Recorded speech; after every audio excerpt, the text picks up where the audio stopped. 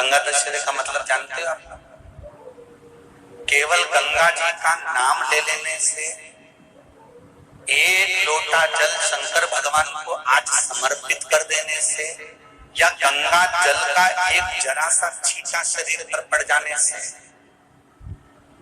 10 पापों से मुक्ति मिल जाती है। दशहरा का मतलब है 10 पाप से मुक्त हो। पहला पाप है किसी के घर का बिना पूछे कोई सामान उठाकर हमने भोग कर लिया हो, तो उस पाप से। गंगा दशहरे के 10 पाप से मुक्ति दिलाता है गंगा दशहरा। दूसरा, किसी ब्राह्मण, किसी गुरुजन को मुख से अपशब्द कह दिया हो, तो आज ही का दिन है जिस दिन पाप कर्म से मुक्ति मिल जाती है। तीसरा, किसी स्त्री को, किसी नारी को, किसी कन्या के प्रति, स्त्री के प्रति, नारी के प्रति अगर गलत सोच लिया हो या गलत कर्म हमने कर दिया हो, तो उस पाप से मुक्ति गंगा दशहरे का दिन दिला देता है। चौथा,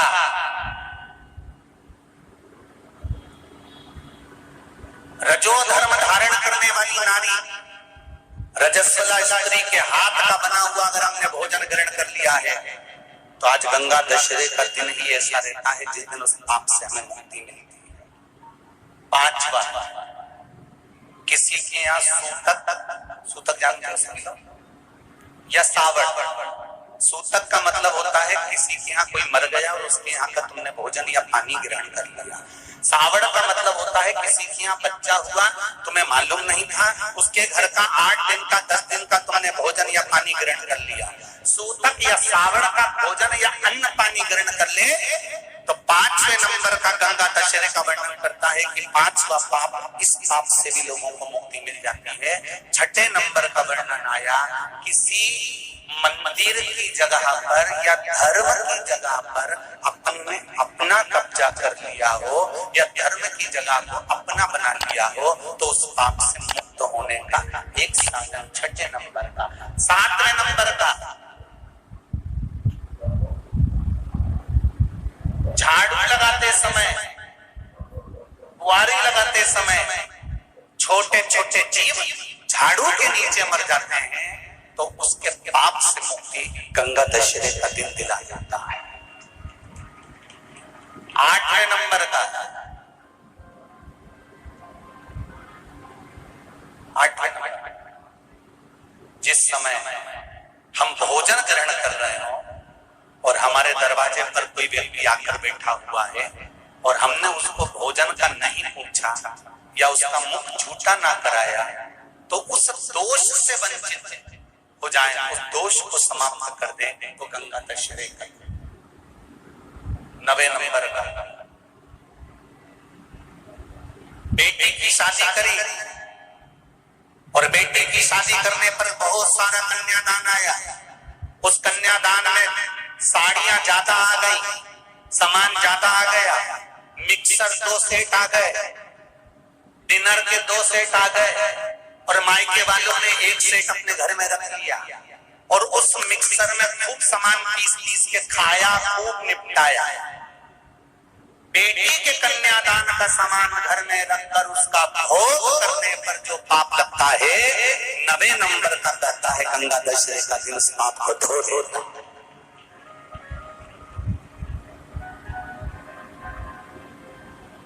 10वें नंबर का महाराज, यदि किसी तीर्थ में जाकर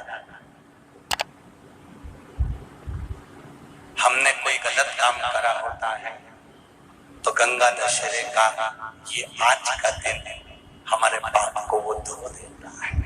ये गंगा दशहरे के 10 पाप को धोने के लिए मात्र एक दिन है गंगा दशहरे का दिन। आज के दिन जो शिव जी को जल चढ़ाता है, शंकर भगवान कहते हैं भले उसने उसमें गंगा जल डाला नहीं डाला, पर मेरे ऊपर जब जल चढ़ाता है, शिव जी कह देते हैं आज के चढ़े हुए जल को मैं गंगा जल बना देता हूं।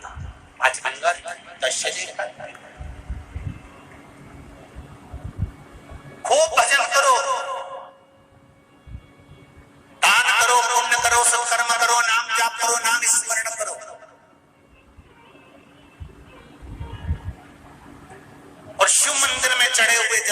सा सिंचन जरूर करो। कुछ तिथियां होती हैं जिन तिथियों में अगर आप रोज गंगा का जल शंकर को नहीं चढ़ा सकते तो शिव महापुराण कथा कहती है, स्कंद पुराण कहती है, विष्णु पुराण कहती है, गर्ग संहिता कहती है, गीता पुरुष गोरखपुर का कल्याण का गंगा अंक कहता है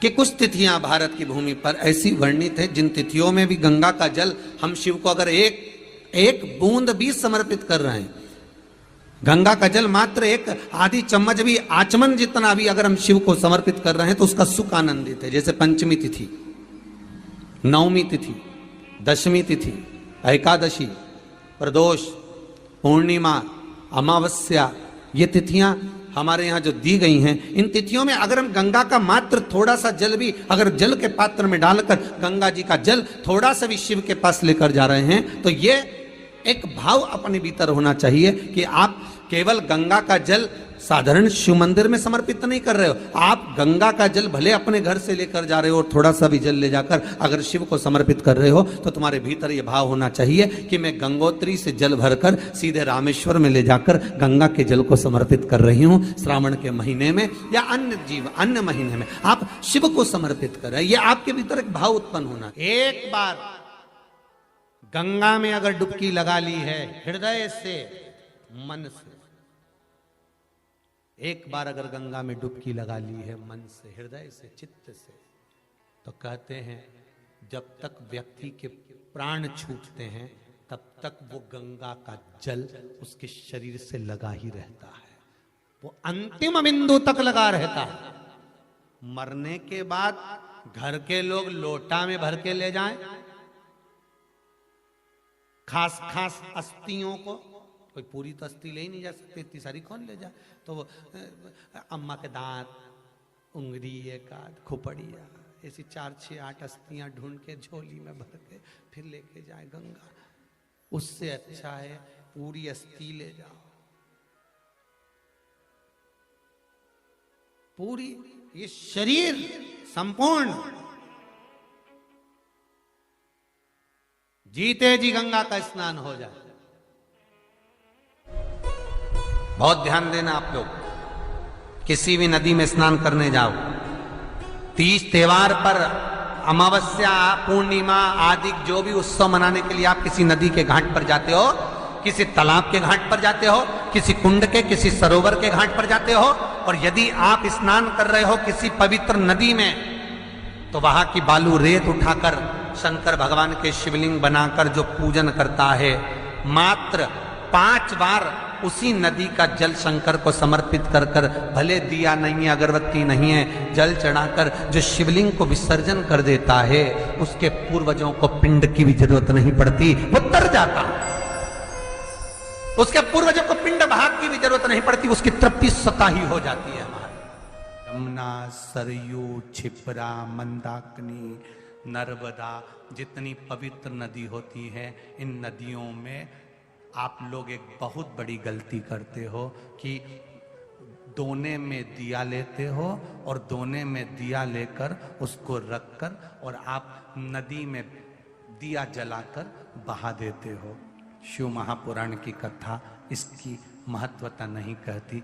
शिव पुराण कहती है गंगा माँ है, नर्मदा माँ है, क्षिप्रा माँ है, सरयू माँ है।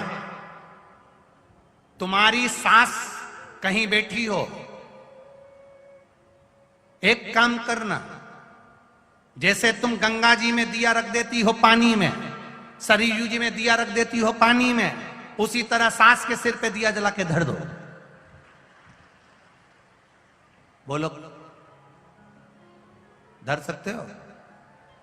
जब धीरे धीरे दिए में आग लगेगी, दिया जलते जलते दोने में आग लगेगी, दोना जलेगा और तुम्हारी सास का फिर सिर जलना प्रारंभ होगा। अच्छा लगेगा? नहीं। गंगा में दिया छोड़ा, दिया जलते जलते हवा में दोना जला, दोना जला तो वो गंगा का जल में चोट पहुंची। गंगा कहती है तो पुण्य कमाने आई थी और मुझे आग लगा के जा रही है। पवित्र नदी को शुद्ध रखिए, उसमें पवित्रता का विशेष ध्यान रखिए। यहां तक शिव महापुराण की कथा कहती है, अपने स्नान के कपड़े भी अगर तुम घाट पर किसी के कहने पर छोड़ कर आ रहे हो, कई लोग, कोई कह देता है तुम्हारे ऊपर ये रोग लग गया, तुम्हारे ऊपर ये बीमारी हो गई, नदी पे नहाने जाना, अपने कपड़े छोड़कर आ जाना। पहले तो वो महाराज ढूंढो जिसने कहा कि पवित्र नदी पर अपने कपड़े छोड़कर आओ। नदी को हमेशा, पवित्र नदी को पवित्र रहने दो।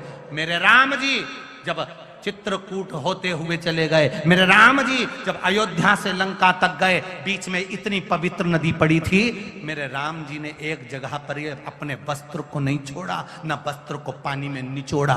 मेरे राम जी ने स्नान करा, स्नान कर कर पानी ले जाकर दूर अपने वस्त्र को निचोड़ा, कहीं ये मेरे वस्त्र का पानी पवित्र नदी में ना चले जाए। वो मेरे राम थे जो मार्ग बताते जा रहे थे। और आज के जमाने में लोग एक जनी ने दिया जला के छोड़ा, बड़ी खुश हुई, वो भेरिया वो भेरिया वो भेरिया वो भेरिया वो भेरिया इतनी दूर तक चले गया। अब गंगा जी ने भी कह दिया अब की तो आ गई, अगली बार आ, अगली बार आ। इतनी प्लानिंग करिए, हरिद्वार जाऊंगी, हरिद्वार जाऊंगी, हरिद्वार जाऊंगी, हर बार प्लान बनाती थी, बद्रीनाथ जाऊंगी, केदारनाथ जाऊंगी, हर बार प्लान बनाती थी, अब की बार जाऊंगी, अब की बार जाऊंगी। भगवान घर में ऐसी बांधा ला के रख देता कि तुम्हें हरिद्वार तक बुलाता ही नहीं। अब सोचती मैं बस एक ही बार होके आई, फिर तो मेरा जाना ही नहीं हुआ। कभी तुमने गंगा जी से पूछा कि बार बार जाना क्यों नहीं हो रहा? गंगा जी खुद नहीं बुला रही, आग लगा के चली जाएगी। गंगा जी खुद नहीं बुला। पवित्रता का ध्यान रखिए, हम उसकी शुद्धता का ध्यान रखिए। हमने गंगा, यमुना, सरयू, सरस्वती, क्षिप्रा आदि को कैसे कैसे पवित्र रखना। आप में से कितने लोग हैं जो नर्मदा नहाए? आप में से कितने लोग हैं जो गंगा नहाए? आप में से कितने लोग हैं सरयू नहाए? कहीं ना कहीं किसी पवित्र नदी में आप लोगों ने स्नान जरूर करा होगा। बोलो करा कि नहीं करा? जितने लोग कथा सुन रहे हैं उनने भी करा होगा, जितने फेसबुक यूट्यूब पर सुन रहे हैं उनने भी करा होगा। किसी ना किसी पवित्र नदी में आपने, हमने, सबने स्नान करा होगा। अब स्नान तो हम कर लिए, उस गंगा नदी में हम नहाए, तो गंगा नदी में हमने स्नान करा और स्नान कर कर बाहर निकले तो हमको 1.25 लाख बार स्नान का पुण्य मिल जाए। उसके लिए क्या करना पड़ेगा? एक डुबकी लगाए हो महाराज और कह रहे हो कि 1.25 लाख डुबकी का फल चाहिए, तो क्या करोगे? 1.25 लाख डुबकी का फल पाने के लिए क्या करना पड़ेगा? केवल एक काम, जिस पवित्र नदी का स्नान कर रहे हो उस पवित्र नदी की बालू का, बालू मतलब रेत का, बालू का शिवलिंग का निर्माण करना, उसका पूजन करना। पूजन कर कर जो बत्ती जोड़कर 108 बत्ती बनाई है, पूजन कर कर एक दिए में वो बत्ती, उस जो बालू का शिवलिंग बनाया है, पार्थिव शिवलिंग का निर्माण करा है, जो तुमने किसी गंगा, सरयू, नर्मदा, क्षिप्रा, मंदाकिनी, नर्मदा आदि पवित्र नदियों के तट पर स्नान करते समय तुमने जो शिवलिंग बनाकर पूजन करा है, उसके सामने वो बाती को जला देना, उसी से आरती उतार लेना, वो बाती वहां लगाकर छोड़ देना और छोड़ने के बाद उस शिवलिंग का फिर विसर्जन कर देना। विसर्जन कर कर उसी जल को अपने ऊपर छींट लेना। 1.25 लाख डुबकी का फल एक ही क्षण में प्राप्त होता है। इसको लक्षेश्वर महादेव कहते हैं।